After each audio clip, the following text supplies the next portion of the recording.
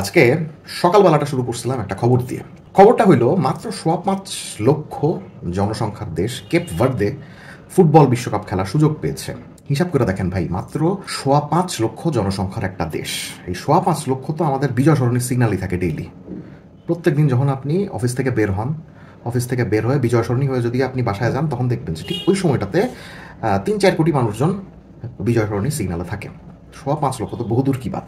দেখে আফসোসই লাগলো, অনেক কষ্ট লাগলো যে যেখানে মাত্র ৫.৫ লক্ষ জনসংখ্যার একটা দেশ বিশ্বকাপে সুযোগ পাচ্ছে, আমরা সেখানে ৩০-৪০ কোটি মানুষের একটা দেশ হয়েও এশিয়ান কাপে খেলার জন্য এখনও কুতাকুতি করতেছি। মানে কতটুকু আনফর্চুনেট ব্যাপারটা। সো এই খবরটা শুনেই আজকে বাংলাদেশের খেলা দেখতে বসেছিলাম। এক্সপেক্ট করিনি বাংলাদেশ জিতবে, এক্সপেক্ট করিও না, টু বি অনেস্ট। এই কোচ যতদিন আছে এবং সর্বোপরি বাংলাদেশের সিন্ডিকেট যতদিন আছে, আমি আগের ভিডিওতে এক্সপ্লেইন করেছিলাম যে হাভিয়ার কাবরেরা বাদ আপনি যদি আদি অকৃত্রিম টাকলা পেপ গার্দিওলাকেও বাংলাদেশের কোচ হিসাবে নিয়ে আসেন, সিন্ডিকেট থেকে আপনি যতক্ষণ না পর্যন্ত দেশের ফুটবলকে মুক্তি দিতে না পারছেন, ততক্ষণ পর্যন্ত আপনি কিছুই করতে পারবেন না। হাভিয়ার কাবরেরা ইজ জাস্ট আ পন, সে জাস্ট একটা দাবার গুটি, দ্যাটস ইট, নাথিং এলস। তাও যেহেতু নিজের দেশের খেলা দেখতে বসেছিলাম, যেরকম একাদশ নিয়ে বাংলাদেশ আজকেও খেলতে নেমেছিল, ধরে নিয়েছিলাম যে বাংলাদেশ আজকেও হারবে। তাও হারেনি, এক গোলে ড্র করেছে। সেই ড্রয়ের কিছু অবজারভেশন সম্বন্ধে আপনাদেরকে জানানোর জন্য আজকের এই ভিডিও দেখে নেওয়া যাক। এশিয়ান কাপে সুযোগ পেতে হলে আজকের ম্যাচটা জিততেই হবে, এরকম একটা ইকুয়েশনের সামনে ছিল আজকে বাংলাদেশ হংকং চায়নার এগেনস্টে। কিন্তু আমাদের মহান কোচ হাভিয়ার কাবরেরার ট্যাকটিক্স দেখে এবং একাদশ নির্বাচন দেখে এই জিনিসটা মনে হয় নাই যে তিনি ম্যাচটা জিততে চান। কেন মনে হয় নাই? দেখেন, এখন আপনি যদি একটা ম্যাচ অবশ্যই জিততে চান, তাও প্রতিপক্ষের মাঠে আপনাকে কিন্তু একটু হলেও অ্যাটাকিং ফরমেশন, অ্যাটাকিং খেলোয়াড় নিয়ে মূল একাদশটা সাজাতে হবে। কিন্তু আজকে বাংলাদেশের একাদশ দেখে কি আমাদের সেটা মনে হয়েছে? সেটা কিন্তু মনে হয় নাই। আজকে আমরা বাংলাদেশকে দেখলাম যে 4 ম্যান ব্যাকলাইন বাদ তারা 5 ম্যান ব্যাকলাইন নিয়ে মাঠে নামলো। অনেকটা 5-3-2 এমন একটা ফরমেশনে বাংলাদেশ আজকে নেমেছিল। তো দেখেন, আমরা সবসময় কিন্তু এটা শুনে এসেছি যে কোচ হাভিয়ার কাবরেরা সবসময় পেছন থেকে বিল্ড আপ করে খেলতে পছন্দ করেন। এমন এমন সেন্টার ব্যাক উনি দলের মধ্যে রাখতে চান যারা কিনা বল প্লেয়িংয়ের দিক থেকে অনেক ভালো। যে কারণে দেখেন প্রপার বক্স ডিফেন্ডার বাংলাদেশ কিন্তু সেরকম প্রয়োজন না পড়তে খেলায় না। তপু বর্মন একটু ব্যতিক্রম, তপু বর্মনই রেগুলারলি খেলেন, বাট তপু বর্মন ছাড়া কিন্তু নিয়মিত বাংলাদেশের একাদশে কোনো বক্স ডিফেন্ডার খেলেন এই জিনিসটা কিন্তু বলা যায় না। এরকম 5-3-2 একটা ফরমেশন নিয়ে তারা খেলতে নেমেছিলেন। আবার কখনো কখনো দেখা যাচ্ছিল যে মোরসালিন বা রাকিবের মধ্যে কেউ একজন নেমে এসে ওই ছকটাকে অনেকটা 5-4-1 এরকম কিন্তু করে দিচ্ছিলেন।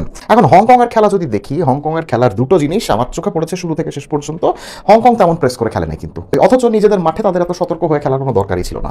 তারা বেশ ভালো মতো প্রেস করেও চাইলে খেলতে পারতো এবং যথেষ্ট আক্রমণাত্মকভাবেই তারা খেলতে পারতো, যেহেতু এশিয়ান কাপে সুযোগ পাওয়ার লড়াইয়ে তারা বেশ একটা সুবিধাজনক অবস্থানে রয়েছে। সেটা করেনি। সো তারাও প্রেস করছিল না, বাংলাদেশও কিন্তু একদম আল্ট্রা ডিফেন্সিভ একটা ফরমেশনে নেমেছিল, যেখানে 5 জন ডিফেন্ডার তো ছিলেনই এভাবে, এমনকি পারলে হামজা চৌধুরীকেও এসব জোনগুলোতে নেমে এসে বারবার মিতুল মার্মার কাছ থেকে বল নিয়ে ইনিশিয়াল বিল্ড আপ করতে হচ্ছিল। এখন আমার আক্ষেপের জায়গাটা এখানেই। দেখেন, আপনি এমন একটা কোচ এনেছেন যে কোচ কিনা একদম ডিফেন্ডারদের পা থেকে বিল্ড আপ করতে পছন্দ করেন, যে কারণে ধরেন মোহামেডানের মেহেদী হাসান মিঠুর মতো প্রপার বক্স ডিফেন্ডাররা সুযোগ পান না। আপনি এইসব ব্যাচে 5 জন ডিফেন্ডারও খেলাবেন এবং কতটা দুর্ভাগ্যজনক হলে সেই 5 জন ডিফেন্ডারের কেউই সেরকম প্রপারলি বল প্লেয়িং অ্যাবিলিটি দেখাতে পারবেন না, যে কারণে হামজাকে নেমে আসতে হয়। আমি কিন্তু বারবার বলেছি আমার পেজের ভিডিও যারা দেখেন যে হামজাকে বাংলাদেশ সবচেয়ে বেশি ইউটিলাইজ তখনই করতে পারবে যখন তারা বক্স টু বক্স রোলে হামজাকে ইউজ করতে পারবে। কিন্তু আজকেও আমরা দেখলাম যে 5 জন ডিফেন্ডার নিয়ে খেলা সত্ত্বেও বাংলাদেশের এমন একজন ডিফেন্ডার আমরা আজকে দেখলাম না যিনি কিনা প্রপারলি পেছন থেকে ইনিশিয়াল বিল্ড আপের দায়িত্বটা নিয়ে হামজাকে এই বক্স টু বক্স রোলে খেলতে সহায়তা করতে পারেন। ফার্স্ট হাফে হামজা একদম বলতে গেলে 5 জন ডিফেন্ডারের সঙ্গে আরেকজন এক্সট্রা ডিফেন্ডারের ভূমিকা পালন করেছেন, দলের ইনিশিয়াল বিল্ড আপ করতে সাহায্য করেছেন। এখন আমার কথা হলো গিয়ে, হামজাকে যদি সেই থার্ড সেন্টার ব্যাকের দায়িত্বই পালন করতে হয় বল পায়ে থাকতে, তাহলে আপনার 5টা ডিফেন্ডার নামায় লাভ কি? 5টা ডিফেন্ডার তো নামায় কোনো লাভ নাই। তো আমরা কিন্তু ইউরোপিয়ান ফুটবলের ক্ষেত্রেও দেখেছি যে 5 ম্যান ব্যাক লাইনে কিন্তু মোটামুটি আক্রমণাত্মক খেলা যায়। সেক্ষেত্রে 2 উইং ব্যাক যারা থাকেন সেই 2 উইং ব্যাককে বেশ আক্রমণাত্মক হতে হয়। এখন বাংলাদেশের 2 উইং ব্যাক আজকে কি যথেষ্ট আক্রমণাত্মক ছিলেন কি না, এটার উত্তর হলো গিয়ে না। সাদউদ্দিনকে নিয়ে গত কয়েক মাসে বেশ কথা শোনানো হয়েছে বিভিন্ন পেজে, বিভিন্ন সমর্থকদের কাছ থেকে, তবে সাদউদ্দিন আজকে কম্প্যারেটিভলি ভালো খেলেছেন, এটা বলা যেতে পারে।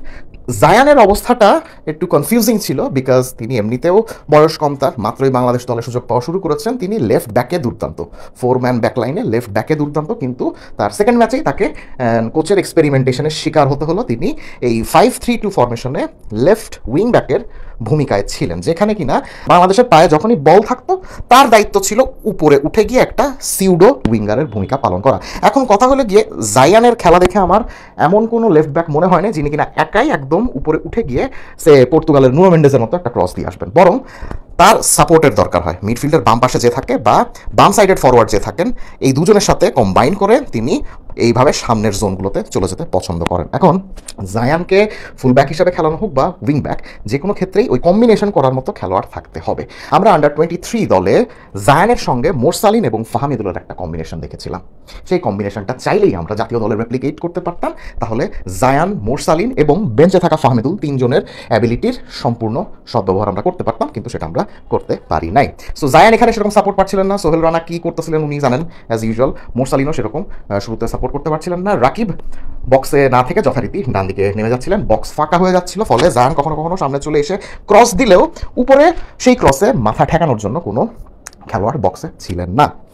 সো মেইন জিনিসটা দেখেন ওই হামজা থেকে কিন্তু আসছে। হামজা যদি বিল্ড আপে এমন একজন খেলোয়াড় পেতেন যে খেলোয়াড়টা তাকে পেছন থেকে বলটা সাপ্লাই দিতে পারতো, তাহলে হামজা কিন্তু এই বক্স টু বক্স রোলে সামনে গিয়ে সুন্দর মতো বক্সে ঢুকে যেতে পারতেন, এবং তার যেহেতু ওই ফিজিক্যালিটিটা আছে, সেই ফিজিক্যালিটি দিয়ে কিন্তু অপোজিশন বক্সে একটা নুইসেন্স ক্রিয়েট করতে পারতেন, যেটা কিনা ফার্স্ট হাফে অন্তত তিনি করতে পারেননি। করতে কখন পারলেন? যখন সেকেন্ড হাফে জামাল ভুঁইয়াকে নামানো হলো। Jamal Bhuiyan is a fantastic midfielder, এটা নিয়ে কোনো সন্দেহ নেই। তিনি যেভাবে খেলেন, তার যে কোয়ালিটি আছে, সেই কোয়ালিটিও কিন্তু এখন অনেক মিডফিল্ডারের থেকে ভালো। আর জামাল যখন মাঠে থাকেন তখন হামজার সঙ্গে তার একটা কম্বিনেশনও কিন্তু আমরা দেখতে পাই, যে কম্বিনেশনটা হামজাকে উপরে খেলতে সহায়তা করে। যে কারণে দেখেন সেকেন্ড হাফে কিন্তু আমরা হামজাকে যথারীতি বক্স টু বক্স মিডফিল্ডার বা কখনো কখনো ফলস 9 রোলেও দেখতে পেয়েছি, কারণ পেছনে এইসব জোনগুলোতে জামাল ভুঁইয়া ডিকটেট করছিলেন খেলা। সেকেন্ড হাফে জায়ানও নেমে গিয়েছিলেন, ফাহামিদুল চলে এসেছিলেন, মোরসালিনও নেমে গিয়েছিলেন, মোরসালিনের জায়গায় ফাহিম এসেছিলেন।